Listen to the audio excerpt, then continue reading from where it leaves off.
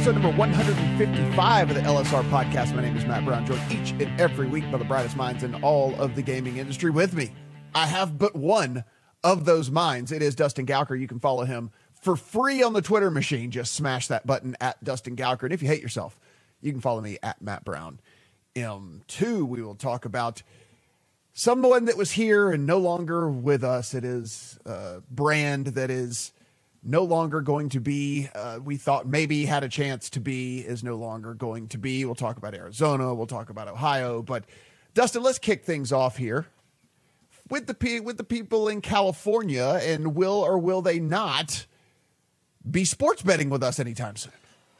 Let's put it this way. We're running a lot of stories about California. It's July right now, as you're all aware, if you look at a calendar.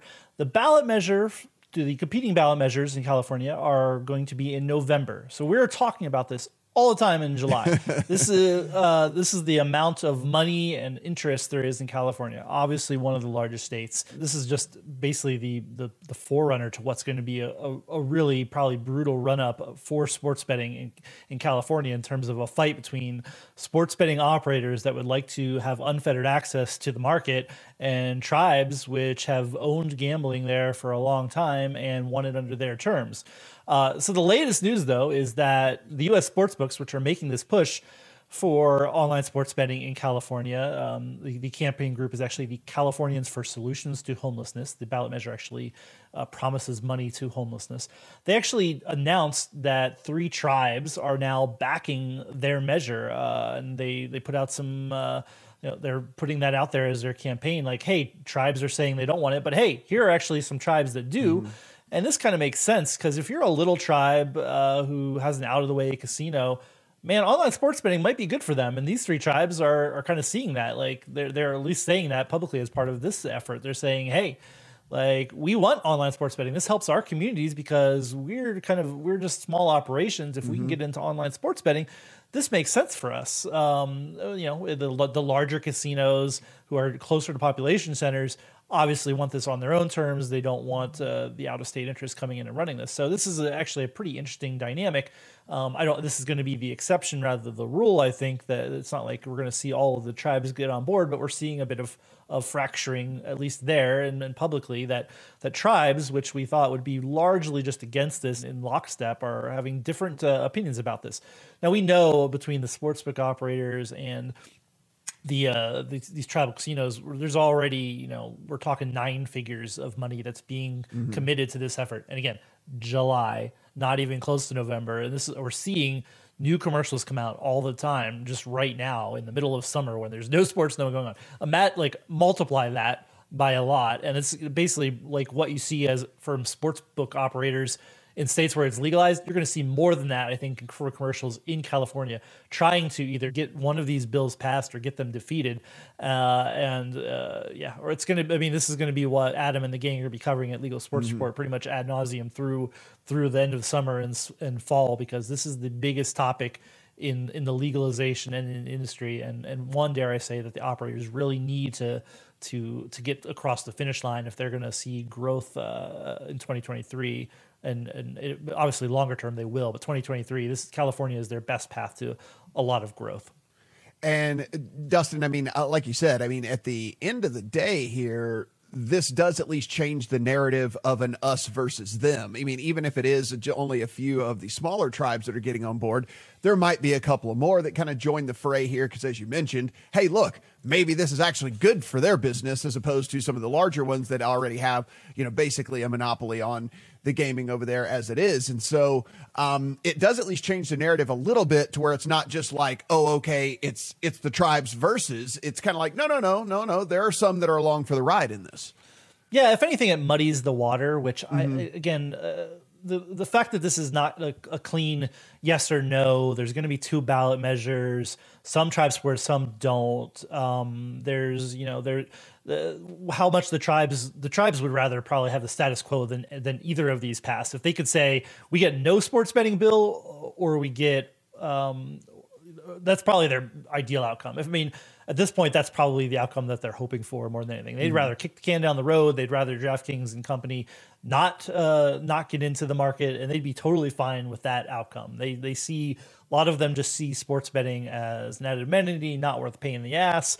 And they don't want, again, all these other companies coming in and taking what they think is gaming money away and out of their pockets. Now, whether that's really the case or not, sports betting is a different form of gambling. People are already going from California to Vegas or Arizona, which we're going to talk about here in a second, or betting offshore. Like, this is not like, again, we sit here, it's not like people from California are not betting on sports. They're finding ways to bet on sports. This will certainly increase it if we were to legalize it either via retail sports books or online sports betting. But yeah, it is interesting. The muddying of the waters, I don't know exactly what that means. And we're going to continue to be handicapping what every commercial we see and what every little bit of information we see out of California. But again, infinity money will be spent on this over the next several months, and with an outcome of who knows. But we are still looking at, hey, there's some chance that California legalizes sports betting in some form in November for a possible 2023 launch. So let's shift to a state that we definitely know is going to launch. Certainly a big fish. I mean, this is one that we have been talking about for a while, not only from a population standpoint, but as we said, tons of collegiate sports teams, tons of professional sports teams. So Ohio coming to us in about 6 months right now. You need to get in and you need to apply to run your sports book in that state, which is allowing for up to 46 sports books in the market. Who are we looking at right now, and who has kind of joined the fray there, Dustin? Yeah, well, we have applications are starting to trickle in, and that's kind of the story, is that there's only 10 days left to submit applications, and there are a lot of companies that need to still apply for Ohio Sportsbook, and we presume everyone will be in. There can be as many as 46 in the state, which is a fairly crazy number. There will be, I will bet the under on 46 on Sportsbook in Ohio.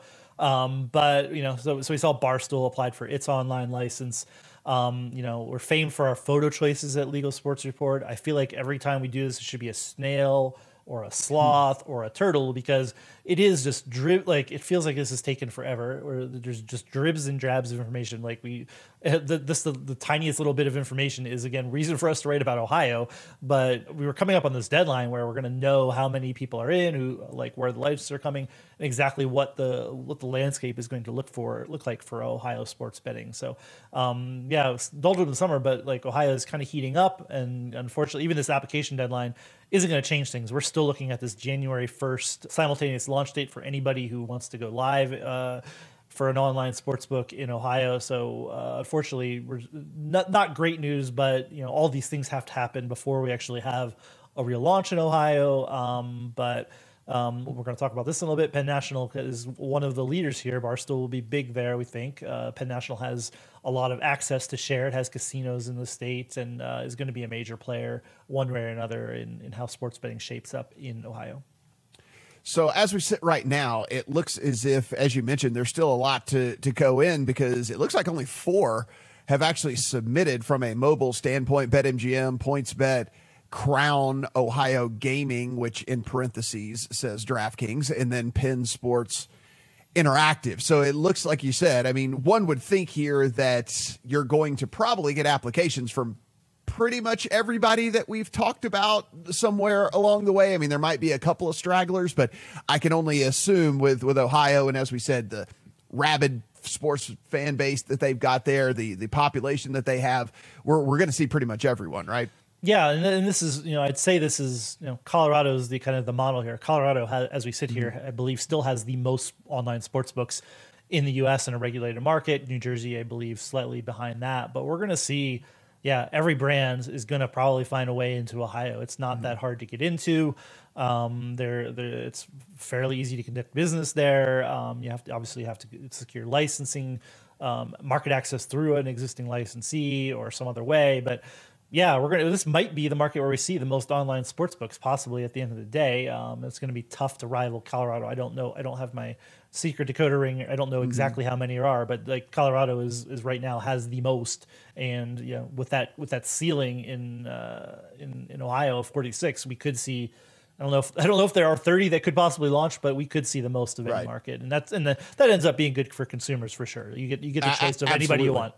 Yep, and listen, as you mentioned, Colorado being really awesome about all that. I mean, listen, just me personally, I know of several people who have relocated to Colorado, and they're not even professional sports bettors. They're very, very avid sports bettors, right? I mean, and they certainly make a decent amount of money doing it, but they have other primary jobs and things as well. But just the access to all of the different ways to get in, all of the different providers, everybody coming after your business, Colorado has attracted, at least again, me personally, some people that I know. So with the Ohio market kind of being the same like that, I can definitely see some real success for this Ohio market. Yeah, I mean, if sports betting is important to you, like, yeah, you get if this is what you do, either professionally or you just really like it, like, yeah, having more options is great, right? You get I mean, even every time I'm in another state, and I'll do a plug for this. Adam and I will be in New Jersey, New York next week for the SBC conference that is there. But every time I'm in New Jersey or anywhere, this is the first time I was just in New York as well. It's just nice to have all those options. Like you look around, whatever you have. It's not even price shopping, like which we've had dissertations on that on this podcast. But just having whatever odds boost, whatever specials going on, whatever deposit bonus, that's cool to have. If you like, sports betting is important in your life. I'm not saying like a whole lot of people are moving for it, but this is what is best for consumers. Bottom line is having that as many options as you can that are, again, legal, above board, regulated, but it's that's what's going to show. I think what's going to show through. Now you don't need 20, 30, but this critical mass, and again, we'll get into the numbers here with Arizona in a little bit here. Having options and having most of the best options is really what we see making for the best markets in the United States right now. Yep, I'm glad you brought that up, because I do want to talk about Arizona here. It was one of the states that, listen, we thought that it had the potential to be a pretty big market. That said, it kind of rocketed out of the gate and surprised even the operators themselves. I talked to a couple of different people who run books, and they were really shocked at how quickly the Arizona market really ramped up and got going. And here we are, not a very mature market, Dustin, and we are seeing Arizona kind of solidify its place as one of the big boys. Yeah, absolutely. I don't know how surprising it is, but it's a little surprising. Yeah. Arizona already number 6 in the most recent numbers we had. This is for April. They're kind of behind. There are a lot of states, again, snail, sloth, turtle, whatever, in terms of reporting their numbers. But Arizona in April was number 6. We have New York obviously leading the way, biggest state with legalized sports betting. New Jersey been around a while, just under $1 billion. Arizona down number 6, just over $500 million, but trailing Illinois, another big state, Nevada, which historically does well. And then Pennsylvania, again, another fairly mature market, but it's ahead of these other kind of similar size states that have had sports betting a little longer. It's ahead of Virginia, Michigan, the aforementioned Colorado, and Indiana. You could see a scenario where it's pushing Pennsylvania for that top 5 position, I think. And this is, April when, things are kind of drawing down. It'll be interesting to see where all this shakes out and which markets are the biggest again when NFL season starts. But you suspect Arizona will, again, without a whole lot of launches coming here, all we have is Kansas in the near term. That Arizona could very well be a top, surpass even Nevada, possibly be the number 4 market in the United States, which is fascinating. Less than a year old, has already gotten to, has grown. And Michigan's the one that's interesting to me. And I don't know whether that means Michigan is undersized or Arizona is oversized, but Michigan, has been kind of slow on the uptake on sports betting. They also have online casino there, but that shouldn't really affect how sports betting gets adopted there, and they have quite a few choices, and most of the best ones are there as well. So, just interesting. Arizona, again, we're lagging on time, but once we get to September, October, see what their numbers are. It'll be interesting to see whether they're pushing, into the top 5 and maybe be like the number 4 state in the U.S. As we look at these numbers a little bit more in depth, DraftKings, FanDuel, BetMGM, and Caesars make up 92% of the market, but there's still some to be had for Barstool, for Wynn, BetRivers, Superbook, Betfred, all of which, again, made a little bit of money in the state there. And, you can keep going all the way down. Hard Rock, Unibet, Twin Spires, there's all of those that are available down there as well. But 92% of the market between DraftKings, FanDuel, BetMGM, and Caesars. And, Dustin, that seems about right. That probably is going to be that way in just about every single state moving forward. Until there is somebody that comes in and we think is, could be a potential game changer. We keep mentioning Fanatics. We keep mentioning maybe, a 365 if they really make a push or something like that. But until then, it probably is going to be DraftKings, FanDuel, MGM, and Caesars. Yeah, I mean, it's getting into the micro of Arizona. DraftKings is often a number 2. They are at least holding, they're ahead of FanDuel at least right now, although not revenue wise. They have the most handle, but only 2 million revenue versus FanDuel's 16 million in revenue. But right now it's still early days, still in customer acquisition phase. I don't know, like revenue is important, but like the fact that DraftKings is at least competing here better for number 1 and not a distant number 2 is probably interesting and good for DraftKings as it tries to solidify its spot at least as number 2 overall in the market. And if they ever hope to push past FanDuel, they have to have some leads and some edges in some states. We knew that Penn National had made the acquisition of Barstool and that was going to kind of be, the brand that they went with. But then they went ahead and acquired theScore as well. And we were saying, okay, I wonder how this is all going to shake out. Dustin, well, we figured out how it's going to shake out.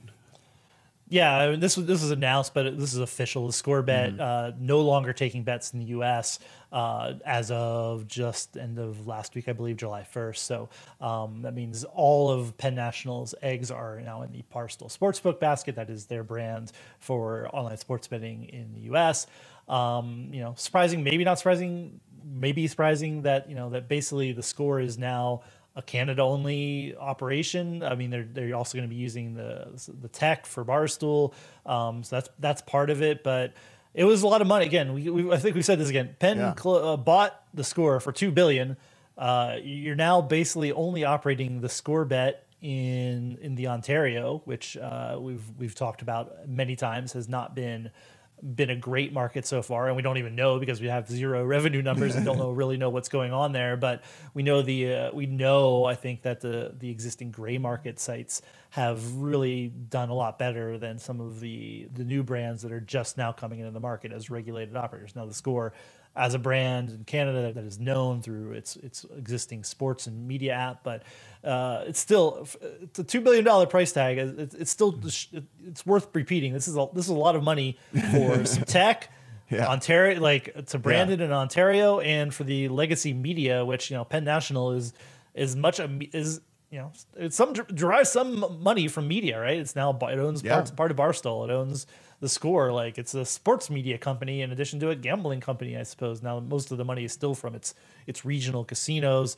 Interactive, online casino, online sports betting are increasingly a part of their business and part of what they're doing moving forward. But it is interesting to just keep thinking about that number in retrospect. And I don't know, maybe it all works out. Maybe the tech is very good and the UX improves at Barstool, but shuttering the U.S. business and just saying, well, that's it. Like we're just in Ontario. Maybe we'll use it. We're certainly not done in Canada. theScore could be deployed in more provinces as things go down, but that's all it is right now. And maybe that future looking strategy of saying we're going to be able to deploy theScore in more markets and it's going to be a good brand. Maybe that all works out, but right now it's maybe looking a little dicey. So we're going to have to take the week off next week, as you mentioned, and we'll get a full report when you and Adam get back. But you're heading over to New York. What's going on over there? What's in store? Are you doing anything? Are you attending anything? What's going on with SBC? Yeah, Adam and I think Pat from the LSR, Pat Evans from the LSR team. I'm going to be there. We actually have a little space where we're going to do some interviews and probably put them together. The famed mega podcast from GTV several years ago. We're going to just talk to people, cut it into something that's hopefully listenable for you guys. But we're not staffing a booth there, so don't come by. But all of us are around. You want to talk to us. We'll be there at SBC and hope to see you there. And that's it for me for the conference circuit. It's been an aggressive conference circuit, but SBC, they put on a great show. Lots of good people. As you know, you'll see the Mattress Mac. The Mattress Mac is at SBC. Oh yes, I'm sure he's going to tell everyone how to be an expert sports bettor, right? I mean, Sure. Yeah, maybe not, but people like the Mattress Mac. They do. It's a great, it's a great story. Every single time there's a major sporting event, everybody wants to talk about Mattress Mac. Guys, everything we talk about here on the podcast, you can find over at LegalSportsReport.com. So please head on over there and take in all the great words that the team is putting together over there. If you're listening to us audio, go ahead, subscribe, rate, and review. We do appreciate that. And again, it helps us climb those charts and helps more people find this thing. And if you're watching us on YouTube, hello, and go ahead and hit that subscribe button down below. We'll certainly be doing more with this channel here in the near future. If you want to follow Dustin on the Twitter machine, it's at Dustin Gowker. It's free. Smash the button. Go and do it right now. For Dustin, I'm Matt. Talk to you guys next week.